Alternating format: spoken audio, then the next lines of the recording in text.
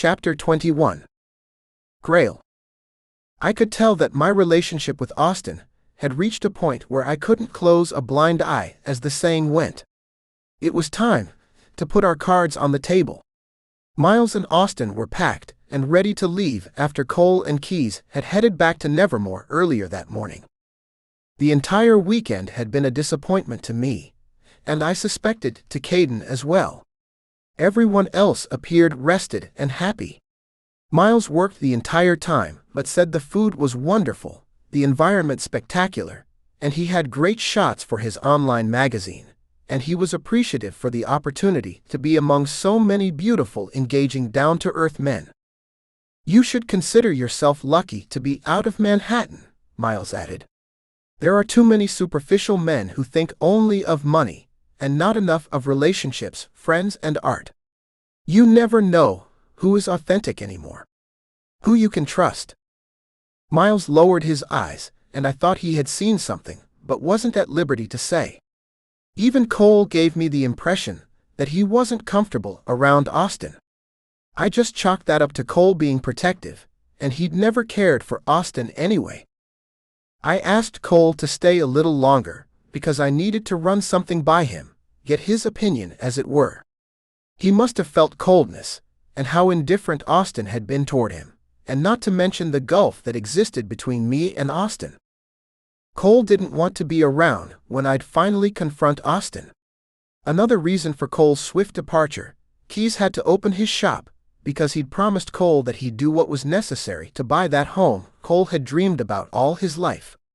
The one that held children and dogs, and the way things were going with them, Cole would have it soon. Everyone close to me was buying homes, and had plans for a family. That was, everyone but me and Austin. If I couldn't have those things, then I wanted it more for Cole. Maybe I might have a taste of that kind of life whenever I visited him and Keys. Staring at Austin, trying to visualize what I wanted with him, had been clouded by the cute face of Caden.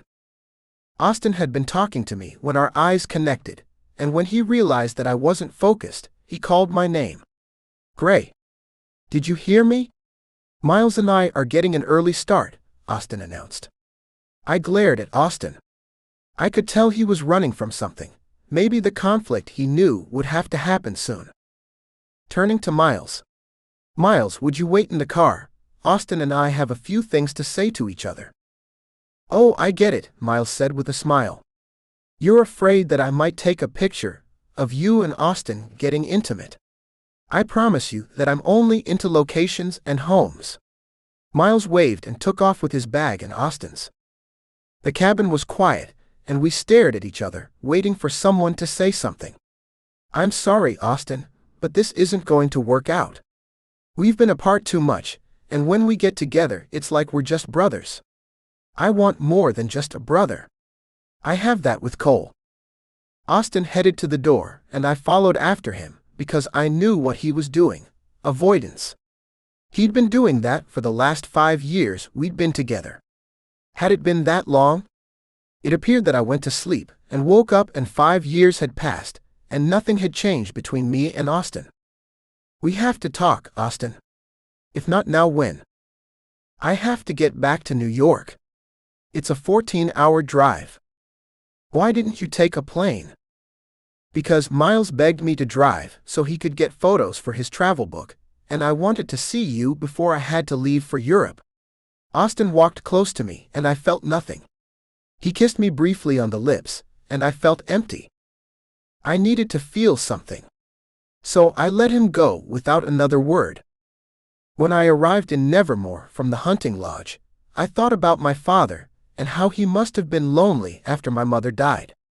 I needed to fill that empty well inside of me, and for some selfish reason, I thought of the man who had made me realize how to fill that void that had made a home in my insides. Walking into my father's room at the facility, he wasn't there. I didn't think to ask, but a nurse directed me to a veranda outside his room, and music was being piped throughout the assisted living facility. There he sat, talking to a nurse, and when he saw me his eyes lit up. "Oh, Grayle, I missed you, but that sweet young man comes every day to sit with me a couple of hours."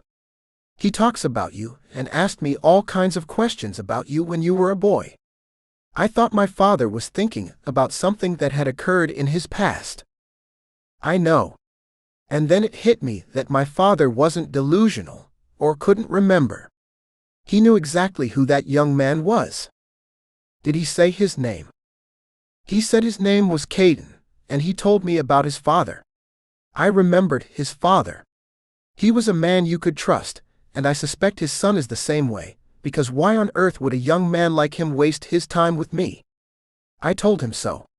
He could be doing all kinds of things young men did, and yet he said that he wanted to be around Grayle's father.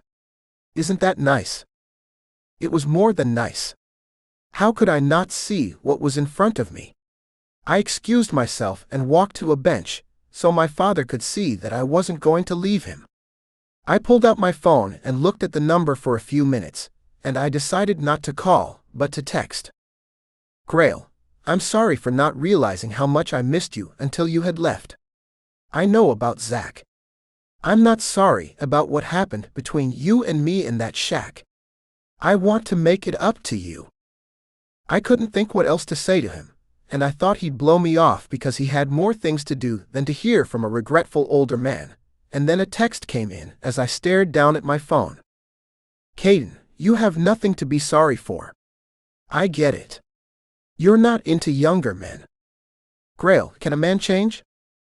Caden, why don't you answer that for me? Grayle, what if I told you that I've changed and I'd like to show you how much? Can you come to my home tonight? I have a surprise. Caden, what time? There's this older man I'm seeing, and we have a standing date for supper. Grayle, oh how fickle youth is. Any time after your date, but please make it before 11 o'clock, because you know how early we older guys go to bed. Caden, only if you're going to bed alone. I think I can make it before 11. See you then. I chuckled, and I couldn't wait to see Caden. I didn't realize how much I missed seeing his face. Just those few messages had given me hope, and breathed life into my soul. When I'd gone back to my father, there had been classical music playing in the background. He talked and mused about how wonderful my mother could cook, and how much he loved her. I never left his eyes as he chatted away about my youth, his youth, and was I in love with anyone? I admitted that I loved Caden, only to myself and now to my father.